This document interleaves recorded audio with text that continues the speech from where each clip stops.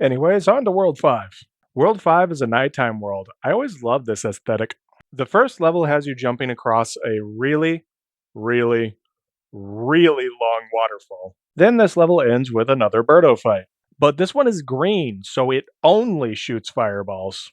Thankfully, we have the conveniently placed mushroom block right over here. The second level of World 5 is pretty normal, all things considered, until you get to this point way up on top of a mountain where your only choice is to pick up this POW block.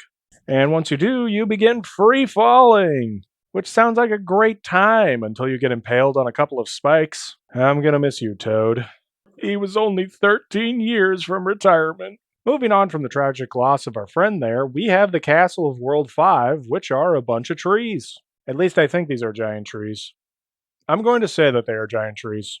The cool thing is that once you climb up the tree from the inside, you are up in the clouds, and these trees line up with the ones on the ground. Except for these platforms. These platforms are standing on nothing but lies. Oh wow, a Birdo. We haven't had to fight a Birdo in a castle level up until this point. It's a change of pace, I guess. Anyways, let's move on to the boss chamber. So here's this giant enemy crab, and you attack its weak point for massive damage. References to 2006 conferences aside, this is Claw Grip. He throws rocks at you. What do we do to defeat him? Well, you know what they say when life hands you lemons, throw them back. I'm gonna burn your house down with the lemons. Why am I making so many references today? Anyways, World 6. World 6 is a desert world. Again. Well, you can only be creative for so long. The first level of World 6 is probably the worst level in this game, and it's all due to one reason. These stupid jars. There are 1, 2, 3, 4, 5, 6, 7, 8, 9, 10, 11, 12, 13, 14, 15, 16, 22 jars in this room, and only one of them has a key that you need in order to progress. The others are a complete waste of time. Now might be a good time to mention that there is no timer, unlike in most 2D Mario games, which is nice when they throw a curveball like this at you. I mean, don't get me wrong, this might be one of the single dumbest designs I've ever seen in a game, but at least I can spend eternity in this pachinko machine. The next level is a lot better. You gotta jump across a long bottomless pit by flying on the backs of birds. It's such a cool idea. How in the universe are these two levels in the same game, let alone the same world? Speaking of cool level ideas, the castle level of World 6. It seems like it's just going to be another boring desert level. But then you begin climbing vines up into the sky, where you find a floating pyramid, inside of which you find another Birdo, which, once defeated, leads you to the boss chamber, and the boss chamber is. Oh, it's you again. Get out of here, you Hydra wannabe. Gleok is my true bay. Now that we're done with that incredibly cursed line, it's on to the final world, World 7. First thing to note is that there are only two levels in this world. Now, why would that be? Well, in Doki Doki Panic, which, if you remember, is the game Super Mario Bros. 2 is based on, the entire game is set inside a magical storybook. Each world in the game is a chapter of the book. The missing ending chapter is due to some accident that is way too stupid to get into, even for this series, which resulted in the last pages of the book being ripped out. The content of these ripped out pages detailed the defeat of Wart. By removing the downfall of the villain from the story, Wart has the ability to write his own destiny, which is why he is doing everything in his power to make sure that he wins in the end. But that now begs the question, is our quest fruitless? Are we even able to defeat Wart? Who is actually going to win in the end? Which is a fascinating concept to have to ponder as you traverse through the game. But why is the last level missing in Super Mario Bros. 2? I don't know what you're talking about. There is no missing level in Ba Sing Se. World 7 is a sky world. It is entirely set amongst the clouds. The first level is just a simple climb up the clouds level. Nothing too special. Kind of beautiful in an ethereal sort of way. But World 7 2. Wow. World 7 2.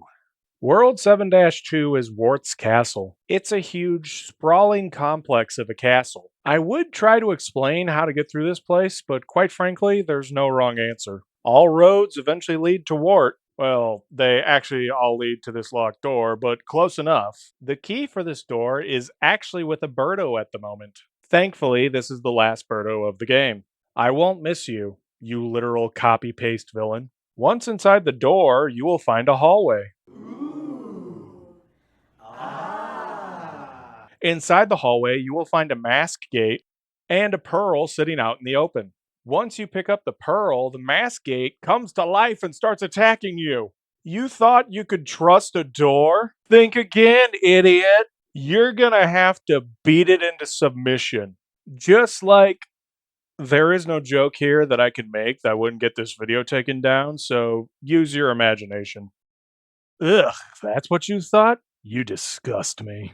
Anyways, once you have defeated the gate, it will allow you to pass through it, granting you access to the boss chamber, inside of which you find Wart, who's spitting out deadly bubbles and is sitting next to the Dream Machine.